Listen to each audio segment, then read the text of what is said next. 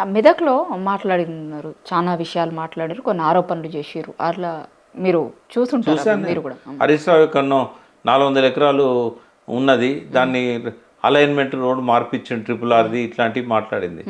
నేను వేరే ఒక ఛానల్ వాళ్ళు ఆ ఊరికి పోయి ఆ రైతులను అడిగిన హరీష్ రావు భూములు ఎక్కన్నాయి అంటే ఇక్కడ ఎక్కన్నాయి, మరి కవిత గారు అన్నారు కదా అంటే ఒక ఇంచు భూమి ఉన్నా కూడా చూపెట్టమనండి వచ్చి. ఆమె ఎక్కడో మాట్లాడింది, ఎవరు చెప్పినో మాకు తెలియదు, బట్ మా ఊరు వాళ్ళకి అందరికీ తెలుసు హరీష్ రావు గారికి ఇంచు గజం కూడా లేదు, ఇంచు జాగ కూడా లేదు ఇక్కడ అని చెప్పారు. కానీ ఆ ఊరు రైతులే చెప్పారు తనతో అంటుంది కదా తన అది ఎవరు ఆమె మిస్గైడ్ చేసిండ్రు, ఎవరితో ఎవరు చెప్పించారో మనకు తెలియదు.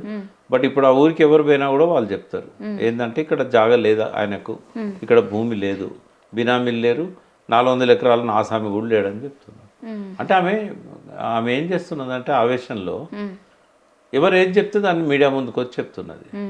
వాళ్ళు ఎవరో చెప్తే దానికి విలువ ఉండదు. బట్ ఈమె చెప్పడంతో ఈమె ఇంకా ఎమ్మెల్సీగా ఉన్నారు. కేసీఆర్ కుటుంబంలో నుంచి వచ్చింది. ఈమె అబద్ధాలు చెప్పినా జనం నమ్ముతారు. అది దానివల్ల తర్వాత జనాన్ని తెలుస్తుంది ఈమె అబద్ధం చెప్పిందని.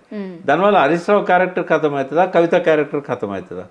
ఇవన్నీ అబద్ధాలు చెప్తుంది అనుకుంటారా, అనుకోరా? ఇంకో అబద్ధం కూడా చెప్పింది. హరీష్ రావు గారి దగ్గరికి కొంతమంది వచ్చి జూబ్లీ హిల్స్లో మేము పోటీ చేసినాం, 15 మంది నామినేషన్లు వేసినాం, ఇండిపెండెంట్ అభ్యర్థులం మీరు అని. హరీష్ రావు దగ్గర పోతే మీరు చెప్పినట్టు వింటాము అంటే మీరు ఎటైనా చేసుకోపోండి అన్నాడు. అంటే గెలవడం ఇష్టం లేదా ఆయనకు అని అట్లా ఒక నిందేసింది. వెరిఫై చేసుకోవాలి కదా. ఇప్పుడు ఆయన ఎప్పటి దూరంలో ఉన్నాడు, ఫోన్ చేస్తే ఎత్తాడా?